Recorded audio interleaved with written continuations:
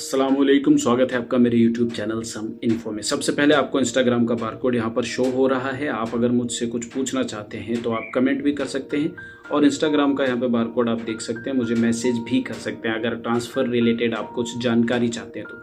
Video में comments के reply देने वाला हूँ। कुछ ऐसे कमेंट्स आए हैं जिसके लिए वीडियो बना के रिप्लाई देना ज़्यादा मुनासिब लगा मुझे, तो चलिए देखते हैं कौन कौन से वो कमेंट। छोटी सी रिक्वेस्ट है, चैनल को सब्सक्राइब करके बेल आइकन प्रेस कर दीजिए और वीडियो को लाइक ज़रूर किया कीजिए। चलिए शुरू करते हैं आज की वीडियो को।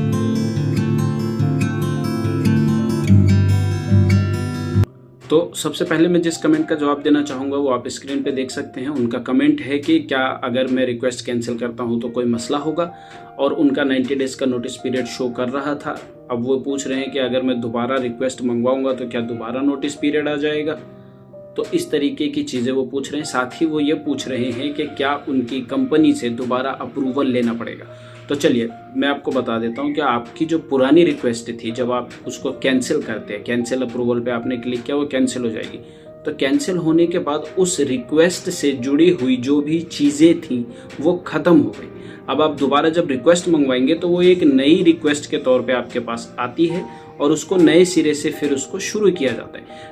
इन केस आपका इकामा एक्सपायर्ड है, जब आपका इकामा एक्सपायर्ड होता है तो आपने ट्रांसफ़र रिक्वेस्ट मंगाने से पहले 2 बार सोचना है, क्योंकि आपको कैंसिल करने का टाइम नहीं मिलेगा। जैसे ही आप रिक्वेस्ट को एक्सेप्ट करेंगे विद इन 10-20 मिनट, 30 मिनट और 1 आवर आपका स्पॉन्सर नेम चेंज हो जाएगा अबशर पे।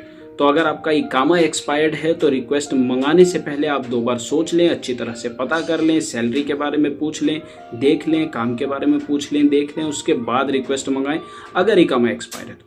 अगर आपका इकामा एक्सपायर नहीं है, आपने रिक्वेस्ट मंगा ली है, कंपनी ने उसको अप्रूव कर दिया है, किसी भी वजह से अब आप उसको कैंसिल करना चाहते हैं, तो ऐसी सिचुएशन में आप कैंसिल करते हैं। उसके बाद आपको 14 दिन का इंतज़ार करना पड़ता है। सेम कंपनी अगर दोबारा रिक्वेस्ट भेजेगी उनको भी 14 दिन का इंतज़ार करना पड़ता है। आप रिक्वेस्ट एक्सेप्ट कर सकते हैं किसी तीसरी कंपनी से, किसी न्यू कंपनी, ऐसा नहीं होता है।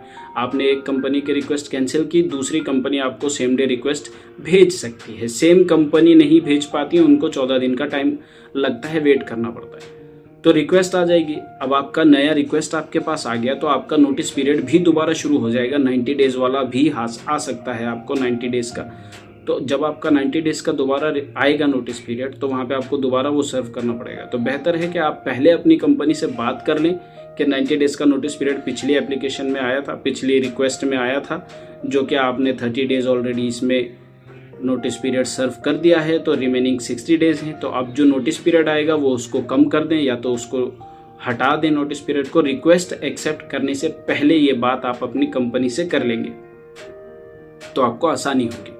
उसके बाद आप रिक्वेस्ट मंगाएंगे, एक्सेप्ट करेंगे, अप्रूवल की भी आपको ज़रूरत पड़ेगी दोबारा से, क्योंकि वो रिक्वेस्ट जिसको कंपनी ने अप्रूव किया था वो आपने कैंसिल कर दी है। अब आपके पास न्यू रिक्वेस्ट आई है, तो जी हाँ, फिर से आपको अप्रूवल की ज़रूरत है, फिर से आपका नोटिस पीरियड आने की उम्मीद है। हो सकता है नोटिस पीरियड भी आ जाए। मेरे एक भाई ने ये कमेंट किया कि उनका कैंसिल अप्रूवल शो नहीं कर रहा है, तो हो सकता है कि आपका कुछ दिनों के बाद शो करे। मेरे एक भाई अपनी रिक्वेस्ट मुझे शेयर की अपने इंस्टाग्राम पे, उन्होंने मुझे शेयर किया, मैसेज किया। उनकी रिक्वेस्ट 20 डेज़ के बाद कैंसिल अप्रूवल शो कर रही थी। मैं ये नहीं कह रहा कि 20 डेज़ बाद आई, पहले नहीं थी। उन्होंने जब मुझे अपना स्क्रीनशॉट भेजा तो उनकी रिक्वेस्ट को एक्सेप्ट किए हुए 20 डेज़ हो चुके थे और उनके पास कैंसिल अप्रूवल शो कर। इसी तरह मेरे दूसरे भाई ने मुझे एक फ़ोटो अपने कीवा की भेजी थी, उसमें उनका 25 डेज़ हो चुका था एक्सेप्ट करके और उनका कैंसिल अप्रूवल शो कर रहा था। तो आप चेक करते रहें अपना कीवा, हो सकता है आपको शो कर जाए। बढ़ते हैं हमारे एक तीसरे और बहुत ही कह सकते हैं अच्छे कमेंट की तरफ। जो भाई ने एक कमेंट किया है मुझे, आई होप आप मेरी हिंदी समझ पाएंगे क्योंकि आपने इंग्लिश में कमेंट किया है, बट जो वीडियो आपने देखी वो हिंदी में ही थी, तो मैं उम्मीद करता हूँ कि आप समझ पाएंगे। तो आपने कमेंट ये किया कि आपका जो ट्रांसफ़र रिक्वेस्ट है वो कंप्लीट नहीं हुआ है, अब तक अबशर पे नाम चेंज नहीं हुआ है, आपकी कंपनी में काम करना आपने बंद कर दिया है, आप काम पर नहीं जा रहे हैं, और आपका सवाल ये था कि सैलरी हमको मिलेगी या नहीं। तो देखिए, जब आप सऊदी में नए नए आते हैं और आपका इकामा नहीं होता है या आपका वर्क परमिट नहीं होता है या कंपनी के पास काम नहीं होता है, कंपनी आपको काम पे लेके नहीं जा रही है, रूम पे बिठाल के रख रही है, तो वो आपको सैलरी देती है।